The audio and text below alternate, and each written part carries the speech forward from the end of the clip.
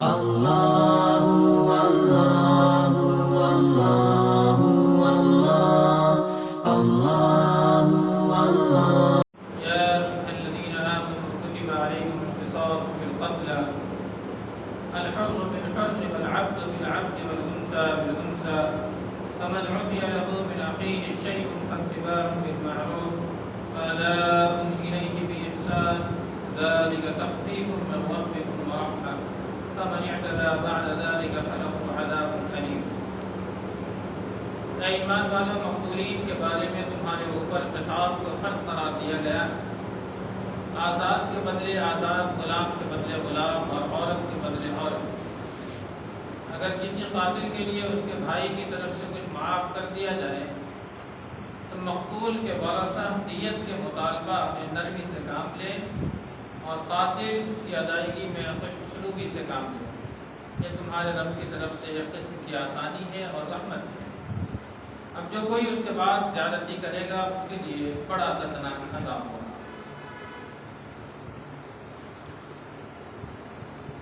یا ایھا الذین آمنوا کتب، لفظ کتبہ کے تعلق سے اللہ رب العالمین نے جہاں کہیں بھی مخاطب کیا ہے تو یہ لفظ کتبہ احکام کے بیان کرنے کے لیے استعمال ہوتا ہے۔ جہاں بھی اللہ رب العالمین نے کتبہ کا لفظ استعمال کیا ہے وہاں اللہ نے احکام، شریعت کو بیان فرمایا، قانون شریعت کو بیان فرمایا۔ جس طریقے سے یہاں ہے کتب علیکم القصاص، یہاں قصاص کے احکام کو اللہ رب العالمین نے بیان فرمایا۔ اس کے آگے بھی آئے گا کتب علیکم اذا حضر احدکم الموت ان ترک خیرا، وہاں اللہ نے وصیت کے قانون کو بیان فرمایا۔ پھر اس کے آگے چلیں گے تو کتب علیکم الصیام کما کتب علی الذین من قبلکم، وہاں اللہ رب العالمین نے روزے کے تعلق سے بات بیان فرمائی۔ تو لفظ کتبہ کا جو معنی ہوتا ہے فرض قرار دینا، اللہ رب العالمین نے فرض قرار دیا ہے تمہارے اوپر میں قصاص لینا، یا اسی طریقے سے ورثہ کے تعلق سے ہے، اسی طریقے سے رمضان کے تعلق سے ہے، یعنی کسی بھی شے کو طے کر لینے کے بعد اسے لکھ لینا۔ تو لکھ لینا بمعنی کیا ہوتا ہے؟ اس کی مکمل ادائیگی کرنا، اس کو بجا لانا۔ مثال کے طور پر اگر کسی کا طلاق ہوا یا کسی کا شوہر فوت ہو گیا، اللہ رب العالمین فرماتا ہے کہ جب تک تم اس کی عدت پوری نہ کر لے تم اس تک اپنا نکاح کا پیغام نہ بھیجو۔ اسی صورت میں کچھ صفحات کے بعد اس کا بھی بیان آئے گا۔ وہاں اللہ رب العالمین نے فرمایا حتی یبلغ الکتاب اجلہ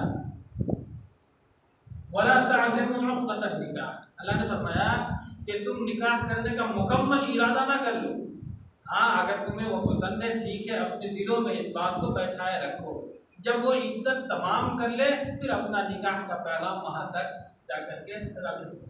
تو وہاں بھی آیا کتاب اجلہ، جب تک کہ وہ لکھی ہوئی جو مدت ہے جو قانون میں وہ جب تک پوری نہ کر لے۔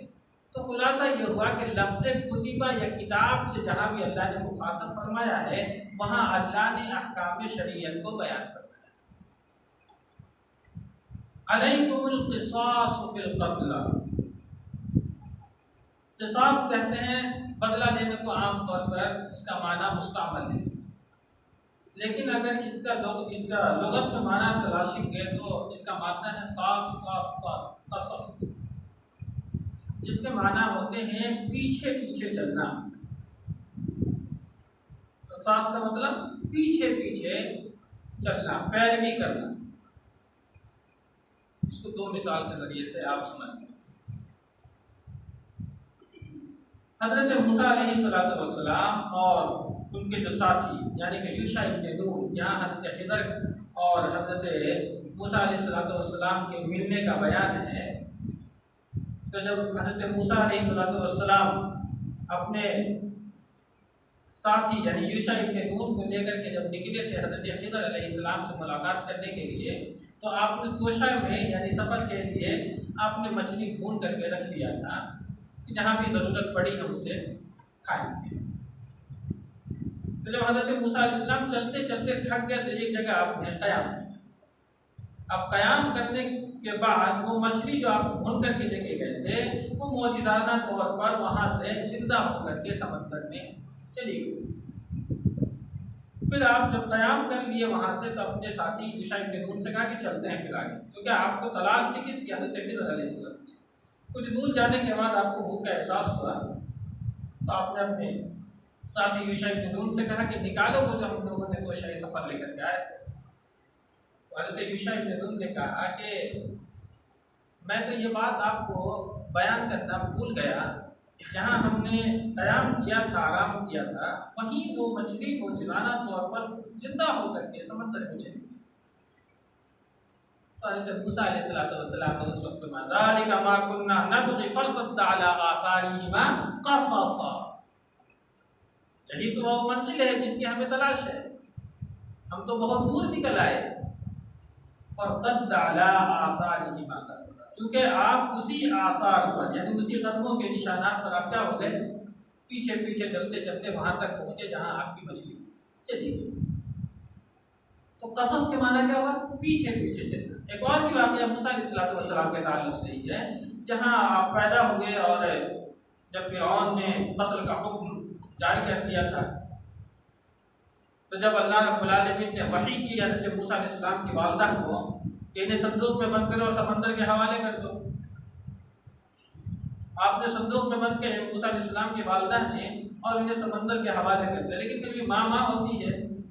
تو موسیٰ علیہ السلام کی بہن تھی، تو موسیٰ علیہ السلام کی ماں نے موسیٰ علیہ السلام کی بہن سے کہا وقالت لأختها قصيه فبصرت به عن جنب ما هم ناشئون، موسیٰ علیہ السلام کی بہن سے ان کی ماں نے کہا قصيه، پیچھے پیچھے جا، فبصرت به عن جنب، موسیٰ علیہ السلام کی جو بہن تھی انہیں دیکھتی رہی بئی حالت کہ وہ ایک اجنبی، اور آپ دیکھتے چلی گئی، اور جہاں رانیاں وغیرہ اس وقت میں جو ایک گھاٹی رہی ہوگی جہاں وہ غسل کرنے کے لیے نہانے کے لیے آئی، وہاں جب وہ صندوق پہنچا وہاں فرعون کی بیوی حضرت آسیہ موجود تھی، وہاں سے آپ کو پورا واقعہ آیا۔ تو وہاں بھی لفظ قصی کا لفظ استعمال کیا، تو لفظ قصص سے ہمیں یہ سمجھنا ہے کہ پیچھے پیچھے چلنا ہے، یہ معنی ہوتا ہے۔ قصاص کا حکم جو شریعت نے دیا ہے اس کی کچھ توضیح ضروری ہے۔ آخر قصاص کا حکم اللہ رب العالمین نے کیوں دیا؟ اس کا پس منظر یہ ہے کہ زمانے جاہلیت میں اور یہود و نصارہ کے اندر میں کچھ ایسی چیزیں پہلے سے موجود تھی جس کی کار شریعت اسلامیہ نے آ کر کے کیا، اور شریعت اسلامیہ نے اس بات کو باور کرایا لوگوں کے درمیان کہ احترام انسانیت اسلام کی نظر میں بڑا محبوب ہے۔ اسلام ایک تمدنی مذہب ہے، تمدن سکھاتا ہے، تہذیب سکھاتا ہے، اور انسان کا احترام، نفس کا احترام، جان کا احترام کرنا ایک تمدن کی جڑ ہے۔ اگر جس مذہب سے، جس اسلام سے، جس تمدن کے اندر سے یہ انسانیت ختم ہو جائے تو تمدن ہی ختم ہو جاتا ہے۔ لیکن یہود اور نصارہ کا ایک الگ معیار بنا ہوا تھا۔ انسانیت کا سب سے پہلا قتل جو ہوا وہ حابیل اور قابیل کا ہوا، یعنی آدم علیہ السلام کے دو بیٹے تھے، جہاں یہ قتل کا جو مقدمہ ہے یہ سامنے آیا تھا۔ وہاں اللہ رب العالمین نے فرمایا انہ من قتل نفسا بغیر نفس او فساد فی الارض فکأنما قتل الناس جميعا ومن احیاها فکأنما احیا الناس۔ اللہ رب العالمین نے وہاں فرمایا انہ من قتل نفسا بغیر نفس، اگر کسی نے کسی انسان کو قتل کر دیا، کسی جان کو قتل کیا ہے، اگر قصاص کے بدلے میں، یعنی اگر قاتل ہے وہ شخص اس کو قتل کر دیا، یا پھر کوئی فساد رونما کیا ہے اس کے عوض میں اسے قتل کر دیا، تو پھر کوئی حرج نہیں۔ لیکن بغیر کسی وجہ کے اگر کسی انسانیت کو قتل کر دیا اگر کسی نے، فَكَأَنَّمَا قَتَلَ النَّاسَ جَمِيعًا، گویا کہ اس نے پوری انسانیت کو قتل کر دیا۔ کتنا بہترین معیار اللہ نے بتلایا ہے، لیکن اسلام کو بدنام کرنے کی مخالفین کوشش کی، اور ہم نے اسے سمجھانے کی کوشش نہیں کی، جس کی وجہ سے مخالفین اسلام کے ماننے والوں پر بدنما داغ لگاتا ہے، کیونکہ ہم ایکسپلین نہیں کرتے کہ ہماری شریعت انسانی جان کی کتنی اہمیت کرتی ہے۔ اس کے بعد اللہ نے فرمایا وَمَنْ أَحْيَاهَا فَكَأَنَّمَا أَحْيَا النَّاسَ ناس نمیہ، اگر کسی نے کسی انسانیت کی حفاظت کی، اسے بچایا، تو گویا کہ اس نے پوری انسانیت کو بچایا۔ اس کے پیچھے اللہ رب العالمین نے وہ تورات کا پورا حکم نازل فرمایا، اِنَّا أَنزَلْنَا التَّوْرَاةَ فِيهَا هُدًى وَنُورٌ، کہ تورات بھی ہم ہی نے نازل کی ہے۔ وہ پورا واقعہ ہے، یہاں بیان کرنا اس درس میں موضوع بھی نہیں۔ جو ہم بیان کرنا چاہتے ہیں وہ یہ ہے کہ وَكَتَبْنَا عَلَيْهِمْ فِيهَا أَنَّ النَّفْسَ بِالنَّفْسِ وَالْعَيْنَ بِالْعَيْنِ وَالْأَنْفَ بِالْأَنْفِ وَالْأُذُنَ بِالْأُذُنِ وَالسِّنَّ بِالسِّنِّ وَالْجُرُوحَ قِصَاصٌ۔ یہ تورات کا قانون ہے جو اللہ رب العالمین نے تورات میں نازل فرمایا کہ نفس کے بدلے نفس، یعنی جان کے بدلے جان لیا جائے۔ والعین بالعین، اگر کسی نے کسی کی آنکھ پھوڑ دی ہے تو اس کے بدلے میں اس کی آنکھ پھوڑی جائے۔ والاذن بالاذن، اگر کسی نے کسی کے کان کو نقصان پہنچایا اس کے عوض میں اس کے کان کو نقصان پہنچایا۔ والسن بالسن، اگر کسی نے کسی کا دانت توڑ دیا تو اس کے عوض میں اس کا دانت توڑا جائے۔ والجروح قصاص، اگر کسی نے کسی کو زخمی کر دیا ہے تو اس کے عوض میں اسے زخمی کیا جائے۔ اس کے آگے اللہ نے فرمایا فمن تصدق به فهو کفارہ، اگر کوئی معاف کر دیتا ہے تو اس کے لیے کفارہ۔ یہ لفظ تورات سے ان لوگوں نے کاٹ دیا، یہودیوں نے، فمن تصدق به فهو کفارہ۔ تورات کے ان سارے احکام کو اس کے جو ظاہری ہیں اسے برقرار رکھا۔ اگر کسی نے کسی کو قتل کیا ہے اس کے عوض میں اسے قتل کیا جائے گا، لیکن یہ جو آخری جملہ ہے فمن تصدق به فهو کفارۃ، یعنی معافی والا لفظ جو ہے دیت، یعنی اگر جرمانہ کر دیا جائے یا مقتول کا جو وارث ہے وہ اسے معاف کر دیتا ہے تو اسے معاف کر دیا جائے گا۔ اس قانون کو تورات نے سرے سے خارج کر دیا، یعنی یہودیوں نے سرے سے خارج کر دیا اور کہا کہ نہیں، اگر کسی نے قتل کیا تو اسے قتل ہی کیا جائے گا، معافی اور دیت کا کوئی معاملہ نہیں۔ اس طریقے کا ایک تشدد یہودیوں نے یہ برتا۔ نصرانیوں میں کیا تھا کہ اگر کسی نے کسی کو قتل کر دیا ہے تو ٹھیک ہے بھائی، لیکن معاف کرنے کا جذبہ انہوں نے زیادہ راسخ کر دیا، کیونکہ نصارہ کے اندر یہ رأفت و رحمہ، معاف کرنے کا، مہربانی کا، نرم دلی کا جذبہ زیادہ اللہ رب العالمین نے راسخ کیا تھا۔ تو چونکہ وہ اب معافی کر دیا جائے گا، قتل کے بدلے قتل نہیں کیا جائے گا۔ دوسری طرف یہ تشدد، اسلام نے ان دونوں کو ختم کر دیا۔ اور عرب کے جو مشرکین تھے جو زمانے جاہلیت میں قانون بنایا تھا وہ کچھ اس طریقے سے تھا کہ اگر کسی عورت نے کسی مرد کو قتل کر دیا ہے تو اس کے عوض میں عورت کو قتل نہیں کیا جائے گا بلکہ اس مرد کو قتل کیا جائے گا اس معاشرے میں۔ یہ بھی غلط ہے۔ اگر کسی کمزور نے کسی طاقتور کے قتل کر دیا کسی فرد کو تو طاقتور قبیلے کا جو فرد ہے وہ کسی ایک کو نہیں بلکہ پورے قبیلے کو تہس کرنے کے لیے آمادہ ہوتا ہے۔ اگر کسی غلام نے کسی کو قتل کر دیا تو غلام کے بدلے غلام قتل نہیں کریں گے بلکہ کسی آزاد کو قتل کریں گے۔ عورت کے بدلے عورت کو قتل نہیں کریں گے بلکہ کسی مرد کو قتل کریں گے۔ تو اس طریقے کا جو نظام تھا یہ تینوں فرقے کے اندر میں موجود تھا۔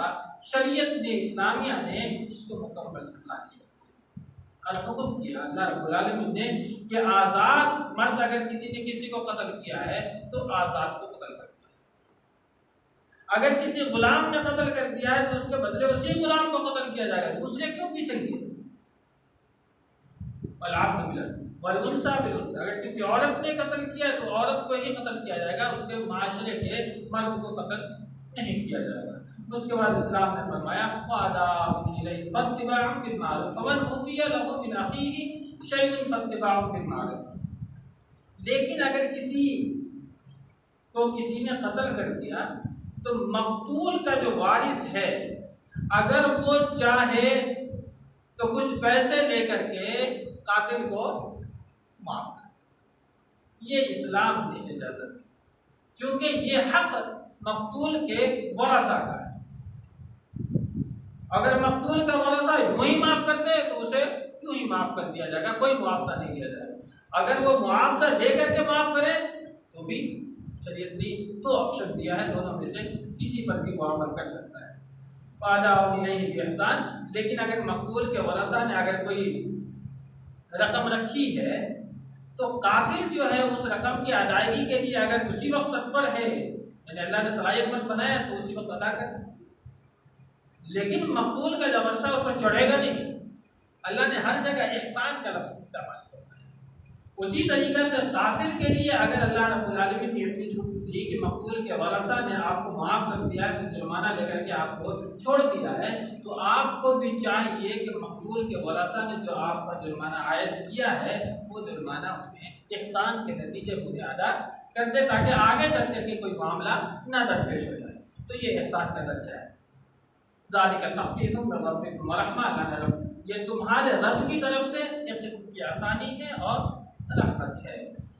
لیکن ایک چیز اور بھی ہوتا ہے کہ مقتول کے جو ورثہ ہوتے ہیں، جس کو قتل کر دیا گیا ہے، اس نے اس آدمی سے پیسے بھی لے لیے اور پھر بعد میں جا کر کے اسے قتل بھی کر دیا، تو اللہ نے فرمایا فَمَنِ اعْتَدَىٰ بَعْدَ ذَٰلِكَ فَلَهُ عَذَابٌ أَلِيمٌ۔ اب جو کوئی اس کے بعد زیادتی کرے گا تو اللہ رب العالمین نے اس کے لیے بڑا دردناک عذاب تیار کیا۔ اللہ تعالیٰ رب العالمین نے